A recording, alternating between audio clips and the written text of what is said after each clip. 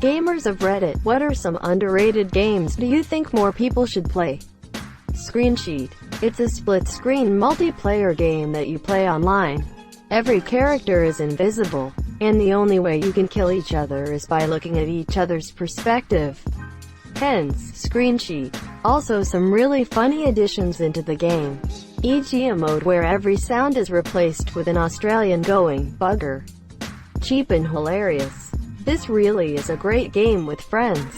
Awesome, I'll try it once I get some of those. For me it's got to be an old Xbox game called Metal Arms. It's a bit old now, but it's the shit. They were going to do a sequel, but the company was bought out or bust or something. Loved that game on GameCube, so much fun in split screen. Custom Robo on the GameCube. My Summer Car. It's like a car driving simulator that takes place in 90s Finland. You build your car.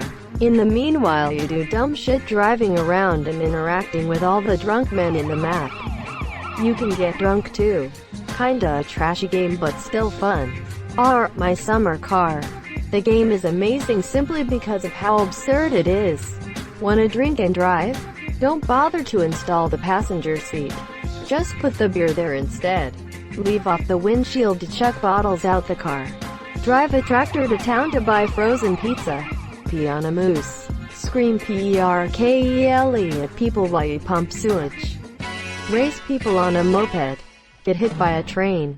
Enjoy a sauna. It's an experience greater than leave off the windshield to chuck bottles out the car. You shouldn't do this anymore.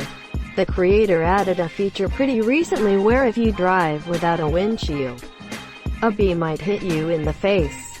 You are allergic to bees, so your vision goes dark and you die. Kenshi.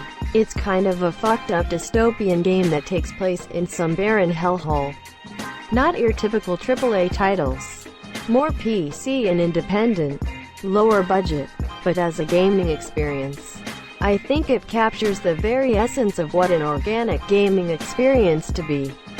The game itself is kind of this fucked up scenario and places you in the middle of it. Rise or fall, it almost feels like it's up to fate. But the cool thing is that your player gets stronger with repetition. So as long as you're alive, you've got a shot, even if you're bleeding, limbless, and crawling great distances starving. A scenario all too common in Kenshi. Kenshi is awesome, especially considering it was mostly done by a single dude over the course of 12 years. He is working on Kenshi 2, by the way. You'll like the game if you don't like being held by the hand in games.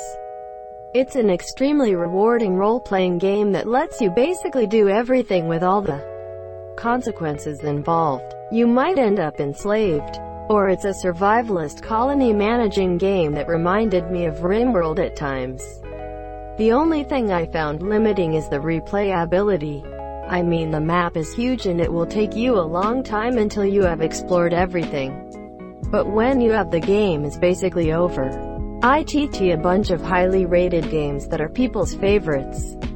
I hear this indie game Portal is very underrated but really good.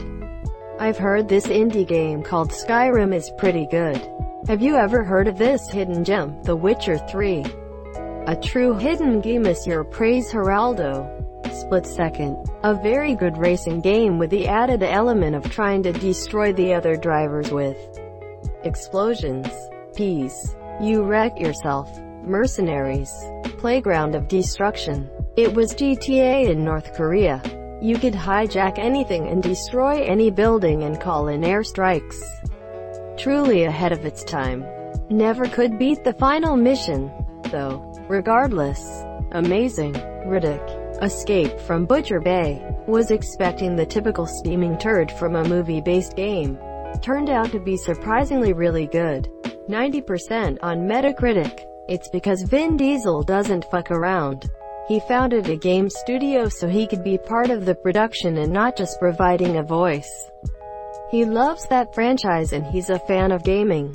He wasn't about to let the first Riddick game be some shovelware bullshit. West of Loathing. The first RPG where 100% of the writing is dad jokes and the rest is about magic beans or sticking your hands in spittoons. Ghost Trick. Edit. Jesus Christ, didn't expect this to generate such intense reactions. GJ guys. If you want a good overview of this game, watch Matthew Matos's video about it on YouTube. He's the one that got me into it. If Ghost Trick was re-released on Steam, I'd be gifting it to strangers weekly. That game is a fucking masterpiece. Champions of Norath on PS2. Been waiting for a remake forever. Loved it more than Baldur's Gate. Deadly Alliance. My wife and I must have played that game and its sequel for 100 hours. Edit. Also, no love for Armor Core series either? Damn lol, when I wasn't killing vampires in a black pit in Champions, I would destroy mechs in a parking garage. This game ruined my and my friend's high school GPA.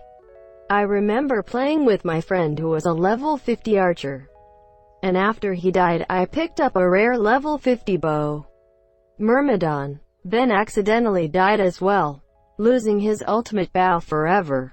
He was so upset about it lol. Removed. Prey. 2017. It didn't sell that well for some reason, despite great reviews. It's like a mix between BioShock and Deus Ex, maybe with a bit of Dishonored thrown in. Destroy all humans. Any of them basically. I had a lot of fun with that franchise growing up.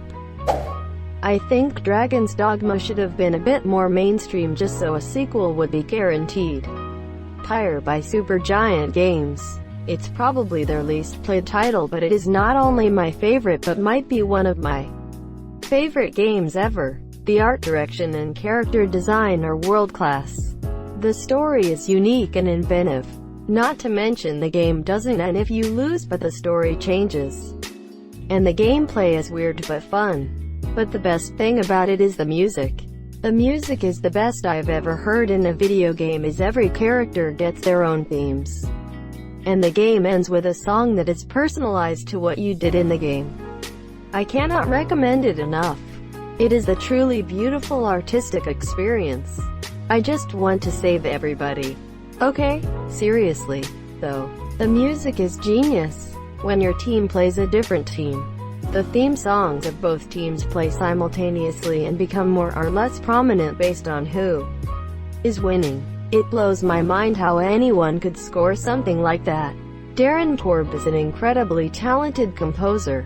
Not to downplay the quality of the total experience, but emo. The soundtracks are easily the best part of every Supergiant Games. Game. I haven't even gotten around to buying and playing Pyre yet, but I already agree on the score. Driver. San Francisco. Really cool game with a unique storyline. Sadly, it is unavailable to the public anymore. Lord of the Rings. The Third Age. I love JRPGs, and this was one of the first from a property I actually recognized and could relate to. The playable characters are original, and this story walks hand in hand with the films, bringing in tons of nostalgic flights. I recently did a playthrough of that game on an old PS2. Still holds up. Golden Sun and Golden Sun. The Lost Age. Two of the best RPG games I have ever played, and they need to make another one for Switch. Please make it happen, Nintendo. Brave Fencer Musashi for the PS1. Edit. Never expected this comment to do so well, but thanks to everyone who commented and made me feel validated for my love of this game. Good memories. Gun. It was a 360 launch title. I want it remastered so badly. One of my faves. This game was amazing. I remember being disappointed that Red Dead Revolver was going to get a sequel, but Gun didn't. Little did I know that RDR was basically exactly I wanted in a Gun sequel. Bigger map, more quests, better gun fighting, the long dark, yes, the solitude, the hoarding, the harsh, unforgiving winter. It's a little piece of perfection. That game. Absolutely wonderful. There is a game I just recently heard of and immediately got on Switch. It's still quite new and definitely has more than a few bugs, but its concept is so cool and the game itself is beautiful. It's called Pine and the concept is that you are a human in a world where humans never made it to the top of the food chain. There are 6 main species on the island including the humans, and basically everyone is stronger, smarter, and more well-established than you and your people. One of the coolest things about the game is that it has an always-changing sort of political status among the different species. If you ally with the Fexels, then the Litters will hate you because they hate the Fexels. You can join in fights or you can try to watch from a distance as a Carablin gatherer gets into a fight with a Gobbledoo gatherer. There's a main quest to follow, some puzzles, resource gathering, crafting, and combat. It has elements that remind me of Legend of Zelda, Breath of the Wild, but it does still have plenty of bugs and kinks to work out. The game developers seem to be active, one especially in the subreddit for the game, and take people's concerns very seriously so the game can run smoothly. Edited to add, hey, so I see a wide mix of responses to this and a lot of people saying the game disappointed. The monsieur, that's fine and I get that, especially if you played it right at release and not after the main patches like I did. I really enjoy the game despite the bugs I've encountered personally, but I totally understand if other people don't. I don't want to mislead anyone into thinking it's some perfect game, but I truly enjoy the concept, and I'm willing to put up with the minor annoyances of the lagging and whatnot in order to play. If you give it a try, I hope you enjoy it. If you don't, then I'm sorry I led you astray. God hand, I know, the gameplay is a little clunky, but I'll be damned if it isn't funny. Sean Dark on the PSP was fucking fantastic. I hoped for a sequel or at least another game from the developers. It's honestly the only reason I haven't sold my PSP. World of Boo and Oxygen Not Included are both fantastic. I know that a lot of people still play it on PC. It's dead and neutered on consoles. But no mainstream war FPS has ever really truly delivered like PlanetSide. A very large battle, shifting fronts, real sneak attacks, infrastructure, drop ships, tanks, aircraft, open fields, cramped bases, actual long-range snipers, you name it. You actually took territory and it was all persistent. Not just the same 5 capture points but hundreds. There was no better experience than fending off an unorganized wave attack with a team of good, communicating players. Every time I see a new Battlefield, or COD or whatever, it's still not going to touch it.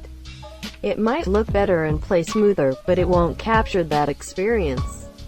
I love feeling that cog in the machine feeling. I remember the first time I played that game, I was a part of an infantry charge on an outpost and there was a hill in front of us blocking the view, but we could hear a cacophony of gunfire and explosions coming from the other side. There were tanks and APCs rolling past into battle, and just before we crested the hill a pair of gunships flew overhead and did a missile run on targets just out of view. It was the most thrilling thing I had ever seen in a game and a feeling I have yet to recreate in any other game. Of course, right as I crested the hill and saw actual combat, I was immediately one shot in the head by a sniper. Lol. Oxenfree, Shelter and Shelter 2. Simultaneously the most relaxing and stressful games I've ever played. So gorgeous and the soundtrack is stunning. They're honestly works of art. Edit. I also forgot to mention Shelter 3 is coming out soon. And this one follows a herd of elephants and I'm so excited. I bought them both, played the first and did the whole thing, and then one of my babies got eaten in the night and I literally have never started them again. I could not take it. Skies of Arcadia. It ticks most of the early 2000s JRPG boxes, but does so in a pretty unique way. It's bright, optimistic, and fun in ways that sets it apart from its fellows. Titanfall, both versions. Asterisk, especially asterisk the campaign of Titanfall 2. Thank you PS Plus account. Neither of those are underrated, both are rated 86% on Metacritic for PC. Isn't this a hugly popular, highly acclaimed video game? Yes. I think the word underrated is the most often misused term on this entire website. Any game that was successful enough to get a sequel, and even then, spiral into Apex Legends, does not at all say underrated to me. Both games were positively received, and praising the campaign of the second is almost a meme at this point. Thank you so much for watching and have a good day.